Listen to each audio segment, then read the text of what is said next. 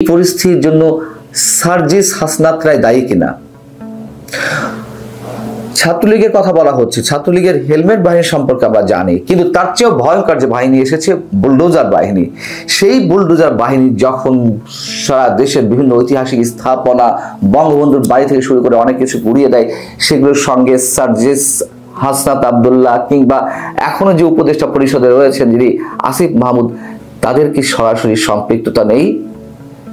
32 নম্বরের বুলডোজার দিয়ে সবকিছু গুড়িয়ে দেওয়ার দিনে হাসনাত আবদুল্লাহ বলেননি তার ফেসবুকে স্ট্যাটাসে ফ্যাসিবাদের তীর্থভূমি আজ গুড়িয়ে দেওয়া হবে?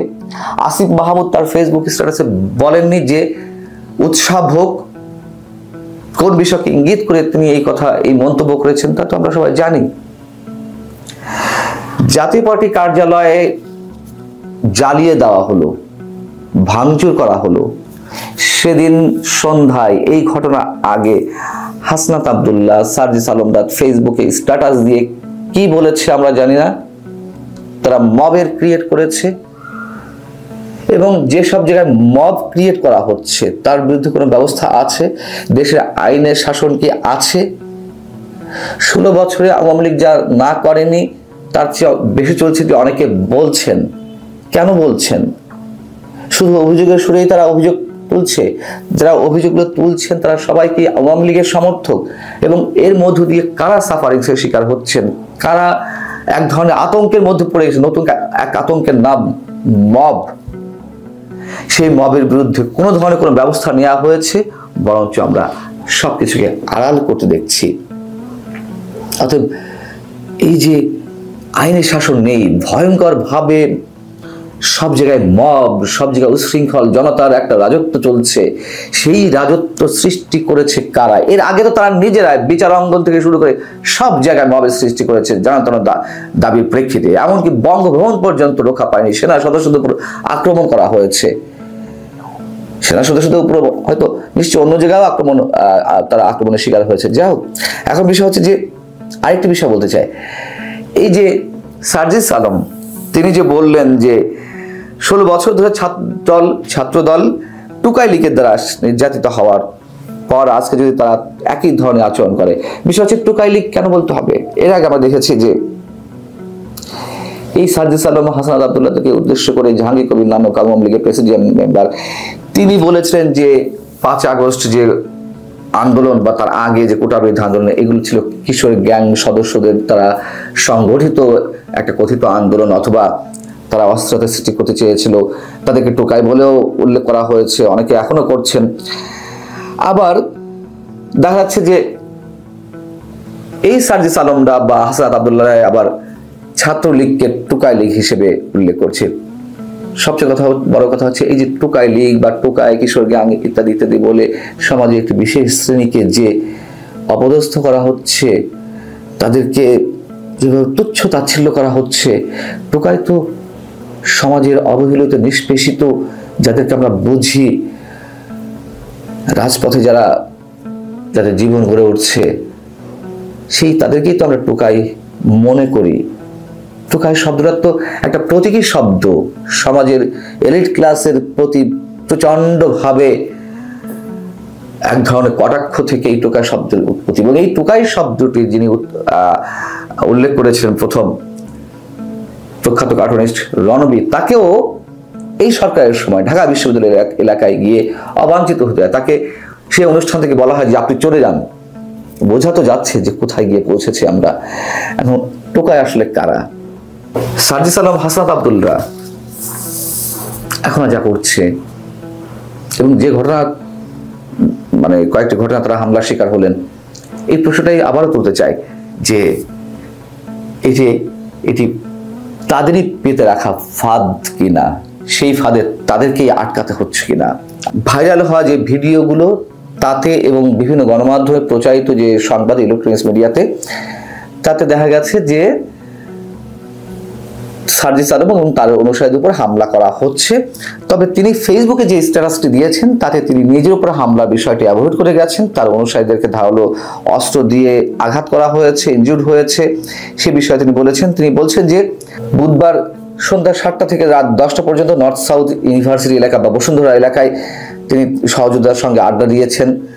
একটা পর্যায়ে নর্থ সাউথ ইউনিভার্সিটির সামনে দিয়ে আসার সময় 10-12 জনের একটি দল, তাদেরকে টোকাই দুষ্কৃতকারী বলে মনে হচ্ছিল এবং তিনি মনে করছিলেন যে বিব্রতকর পরিস্থিতি সৃষ্টি করতেই তারা জটলা পাকিয়েছে।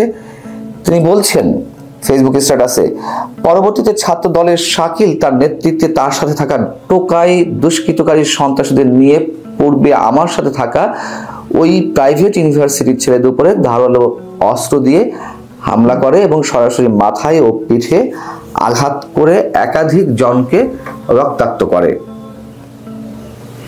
সার্জিস আলম বলছেন যে 16 বছর ধরে ছাত্র দল টোকাই লীগের দ্বারা নির্যাতিত হওয়ার পর আজকে যদি ছাত্র দলের কেউ একইভাবে টোকাই লীগের সন্ত্রাসীদের মতো আচরণ করে, তাহলে তারও পরিণতি টোকাই লীগের মতো হতে হবে। খুব বেশি দিন লাগবে না। শিক্ষা নেন, সময় থাকতে নিকট অতীত থেকে শিক্ষা নেন। আমরাও চাই সবাই শিক্ষা নিক, শিক্ষা সবারই নেওয়া উচিত। আর এই যে হামলার শিকার হলেন, এর আগেও তো হাসনাত আব্দুল্লাহ হামলার শিকার হয়েছেন ঢাকা বিশ্ববিদ্যালয় এলাকায়, যে 7 কলেজের আন্দোলন শিক্ষার্থীদের ঢাকা বিশ্ববিদ্যালয় এলাকায় গেছেন তারা তাদের দাবি জানাতে, সেখানে হাসনাত আব্দুল্লাহ এসে নাক গলালেন এবং তিনি হামলার শিকার হলেন। সার্জিস উপর যে হামলাটি করা হয়েছে আমরা তার তীব্র নিন্দা জানাই অবশ্যই, কিন্তু যে প্রশ্নটি তুলছিলাম যে তারা তাদের নিজেদের পেতে রাখা ফাঁদে পা দিচ্ছে কিনা। এখন তো যেখানে সেখানে মবের সৃষ্টি হচ্ছে, মব ক্রিয়েট করে গণপিটুনি থেকে শুরু করে উদ্দেশ্যমূলক ভাবে যখন যেমন ইচ্ছে সবকিছুর উপর হামলা করা হচ্ছে, হামলার নির্দেশ দেওয়া হচ্ছে। এই ধরনের মবের সঙ্গে সার্জিস আলম কিংবা হাসনাত আব্দুল্লাহদের কি সরাসরি সম্পর্ক নেই, যদি সে প্রশ্ন তুলি। এবং বুধবার রাতে নর্থ সাউথ ইউনিভার্সিটির সামনে যে ঘটনাটি ঘটলো, আমরা বলি যে এই প্রধান উপদেষ্টা ডক্টর মোহাম্মদ ইউনূস সম্পর্কে আমি প্রায় একটি কথা বলে থাকি, তিনি এমন একটা সহজ সরল ভাব নিয়ে থাকেন সবসময় যেন তিনি কিছুই বোঝেন না। আসলে বাস্তবতা হচ্ছে উল্টো। অনেকেই মনে করেন তিনি যে কোনো পাক্কা পলিটিশিয়ানের চেয়ে কোনো অংশ কম নন এবং যে কোনো সময় সুর বদলে দিতে পারে, এটি অনেকেই মন্তব্য করে থাকেন। এবং তারই একটা নতুন নমুনা, একেবারে সাম্প্রতিক একটা উদাহরণ, বিবিসি বাংলা সার্ভিসে তিনি 3 দিন আগে যে ইন্টারভিউটি দিয়েছেন, সেখানে যেসব কথাবার্তা বলেছেন, একই ইস্যুতে আবার ভিন্ন কথা বলেছেন বিবিসিরই ইংলিশ সার্ভিসে দেওয়া একটি সাক্ষাৎকারে। বিবিসির 3 দিন আগের যে ইন্টারভিউটি বাংলার, সেখানে আওয়ামী লীগ নিষিদ্ধ করা না করার বিষয়ে তিনি বলেছেন যে আমরা ঐকমত্যে বিশ্বাস করি, রাজনৈতিক দলগুলো ঐকমত্যে পৌঁছালে যদি আওয়ামী লীগ নিষিদ্ধ করতে চায় করবে, না হলে করবে না। এবং আওয়ামী লীগ যে বাংলাদেশে অস্থিতিশীলতা সৃষ্টির জন্য দিনের পর দিন চেষ্টা করে যাচ্ছে আনরেস্ট তৈরি করার জন্য, সেটিও তিনি বলেছেন যে এটি বাংলাদেশের জন্য বড় হুমকি, এই যে দলটি পালিয়ে বেড়াচ্ছে। 3 দিন পর এসে বিবিসির ইংলিশ সার্ভিসে যে ইন্টারভিউটি প্রকাশিত হলো বুধবার, সেখানে তিনি বলছেন আওয়ামী লীগ নির্বাচনে অংশ নেবে কিনা সেটি তাদের সিদ্ধান্ত। আওয়ামী লীগ কি বলেছে আওয়ামী লীগ নির্বাচনে অংশ নেবে না?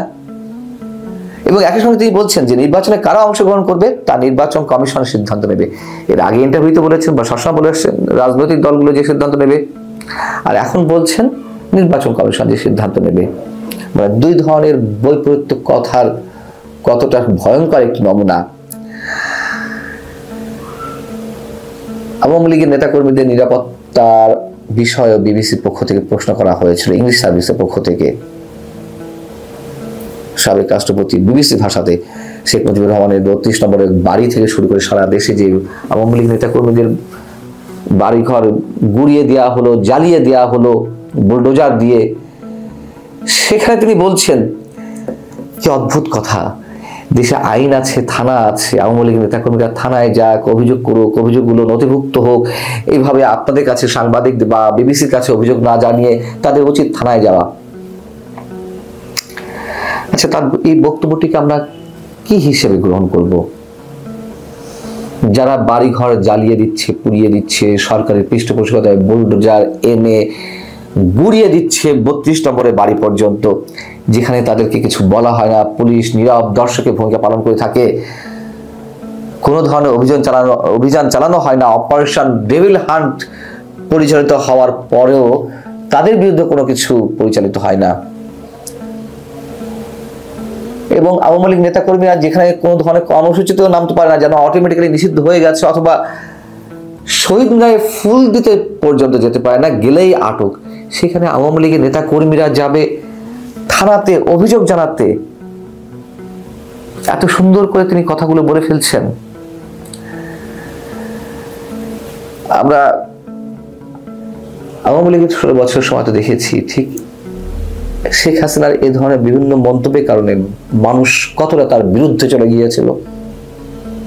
শেখ হাসিনা তো একটা রাজনৈতিক দলের প্রধান ছিলেন, কিন্তু ডক্টর মোহাম্মদ ইউনূস তার সমর্থনটি আসলে কোথায়, এবং যেখান থেকে নানান ধরনের নির্দেশ, পরামর্শ ইত্যাদি ইত্যাদি আসছে বলে অনেকে ধারণা করছেন, তারা কতক্ষণ বা তাদের উপরে কতক্ষণ ভর করে এই ধরনের মন্তব্য ডক্টর মোহাম্মদ ইউনূস করে যেতে পারবেন অবলীলায়।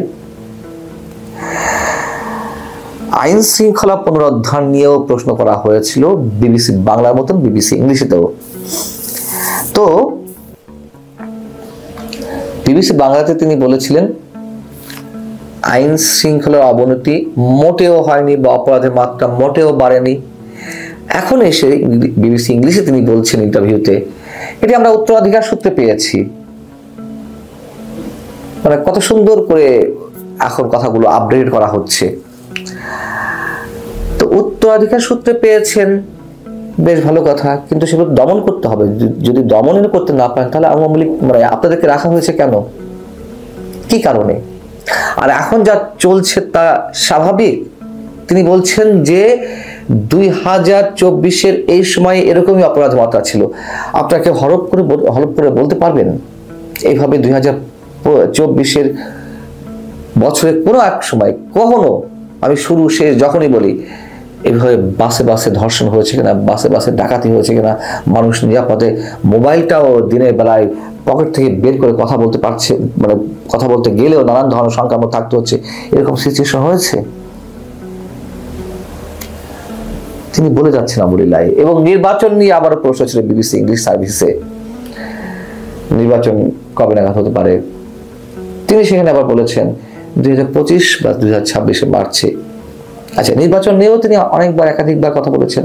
রাজনৈতিক দলগুলো যখন চাইবে নির্বাচন হবে, কখনো বলেছেন জনগণ যা চাইবে যখন চাইবে নির্বাচন হবে।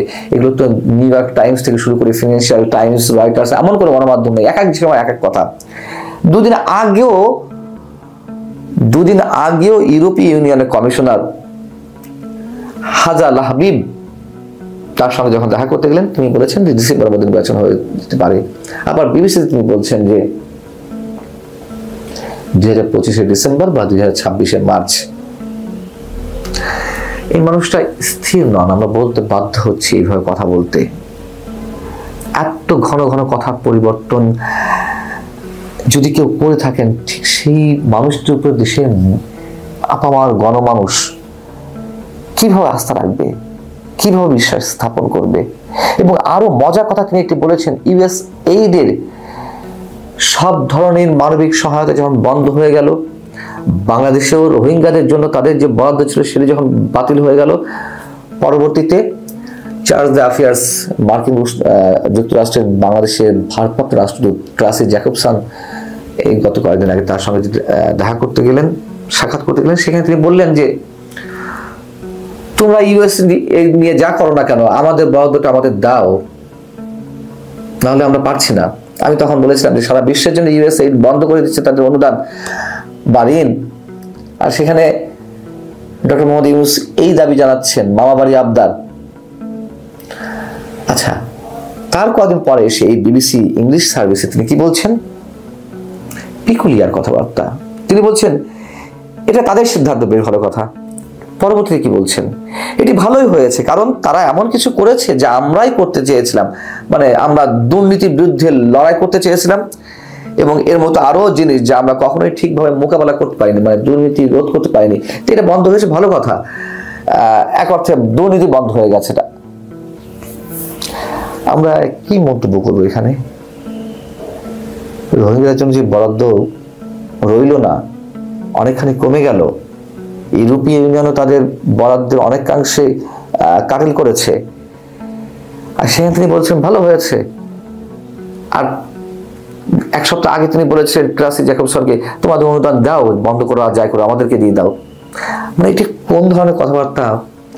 ঠাউর করা বড় মুশকিল।